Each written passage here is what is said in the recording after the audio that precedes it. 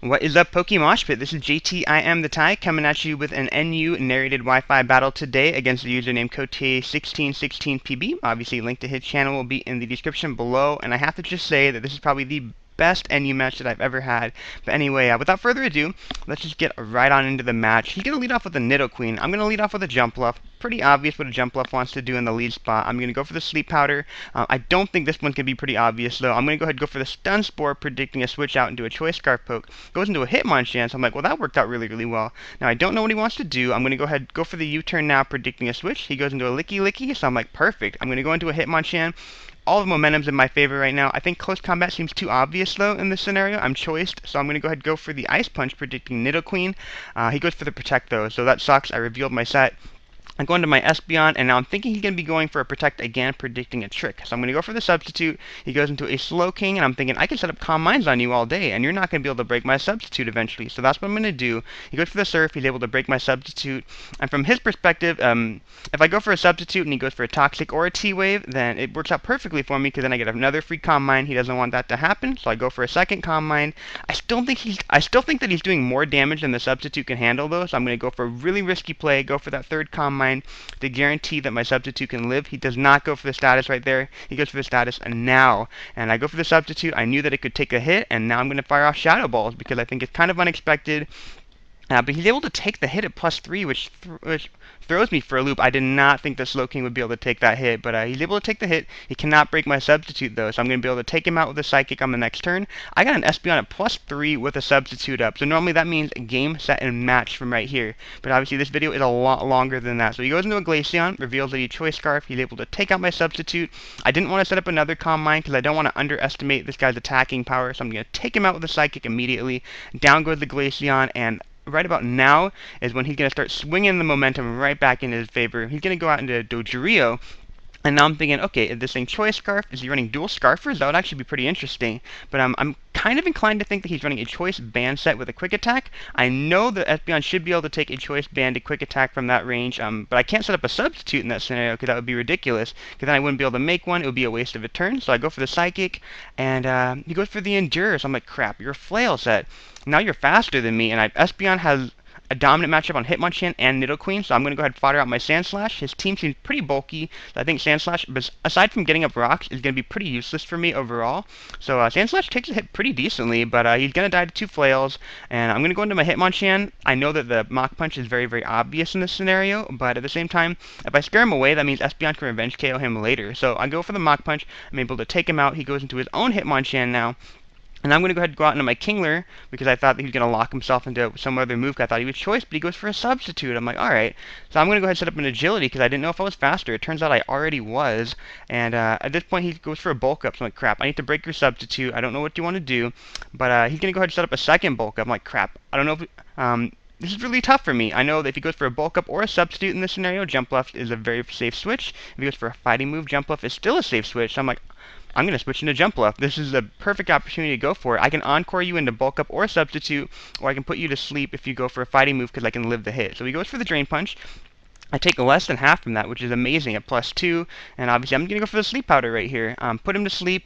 I just need him to fall asleep for at least 2 turns. If he falls asleep for 2 turns, I can switch into my Espeon. That's turn number 1.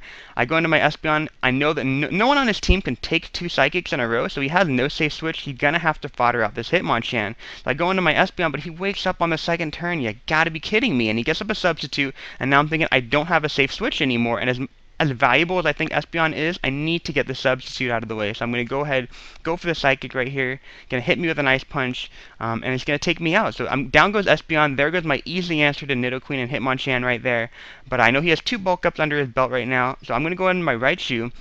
I'm just going to go for the T-Bolt. I mean, even if he goes into Nidoqueen, I was kind of thinking he might do that because he might not be able to take the hit. It turns out that he has special defense investment, and go figure. He takes the hit way better than I thought he was going to, but he goes for the Drain Punch, and he's going to recover back all that HP, and I'm like, what the heck just happened? I was primed to sweep your team, and now I feel like I'm the one that's about to get swept. So I'm in a major pickle right here. I don't even know what I want to do. So I go into my Jump Bluff, and I'm going to go for the Sleep Powder because I need to buy myself some time. I'm trying to formulate a plan in my head. I put him to sleep. I need you to be asleep for at least 2 turns. I'm going to go ahead and switch into my Kingler, and now I know that if he goes for the Ice Punch that I can actually take the hit, and I know that I got a sub Flail Kingler, which he has no clue that I'm running right now because it's such a novelty set. But I'm going to set up a substitute as insurance in case he wakes up and goes for that Drain Punch, because that will one-hit KO me at this point. I go ahead, set up the substitute, and I'm going to start hitting him with a Crab Hammer because he's still sleeping. So I'm like, I have a high chance for a critical hit. I might be able to kill you if you sleep for too long. So he's still sleeping. I hit him with a second Crab Hammer, no critical hit. He's able to wake up. He hits me with the Drain Punch. He's going to start recovering HP because of the substitute, along with the lefties. I think he can take another hit after that. So I don't want to gamble on a critical hit. So I'm going to go ahead and go for the substitute down because that's pretty much the best option that I think that I have. I need to sub down to Lychee. From his perspective, he's thinking that I'm trying to stall him out of Drain Punches, so that's why he goes for the substitute right there. But he doesn't realize that I got a Lychee Berry waiting in the wing, so I'm going to continually sub down, break his substitutes in the meantime as I get to that point. And at this point, I can make one more substitute, so I'm going to go for it right now. He's going to go for that Drain Punch. He's going to activate my, I got the Lychee Berry activated, 200 base power, plus 1 attack.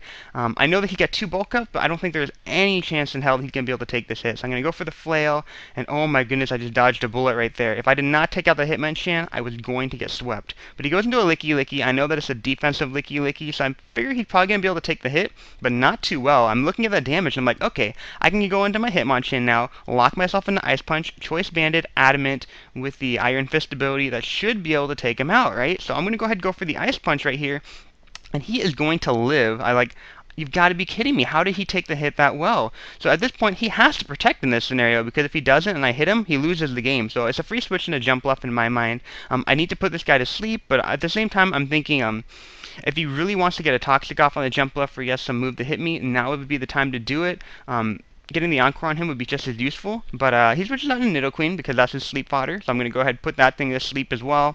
I know that it can't set up Stealth Rocks or anything in that mind, and that would really hurt my ability to switch at this point. So he's asleep. I'm going to go ahead and go for the U-turn and go out into Hitmonchan at this point.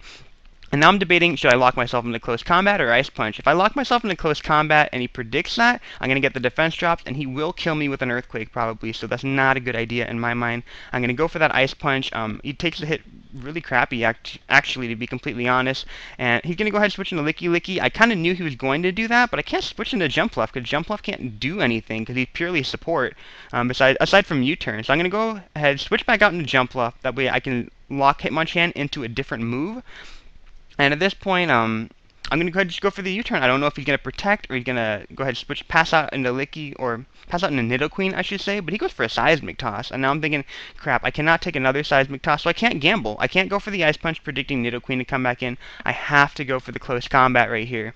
So I'm going to go for the close combat. I'm going to be able to take out the Licky Licky. If it didn't take out the Licky Licky, I was probably going to throw my DS at the wall, because I would be so crazy. But anyway, he goes down, he goes into a Nidoqueen, and I cannot take the risk that I can't take him out with the close combat from that range, so I'm going to go into Jump Bluff. Turns out he wakes up on the first turn, so good thing I did do that.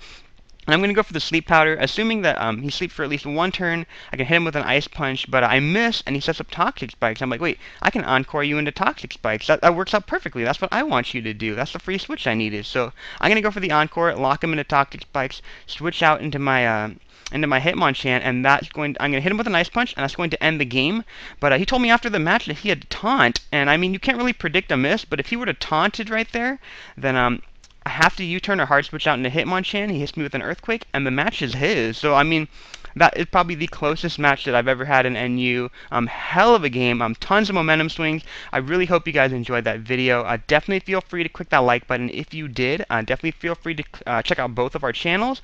And yeah, that was such a good match. I cannot ask for anything better to give you guys. And I hope you guys enjoyed. Catch you another time. Bye.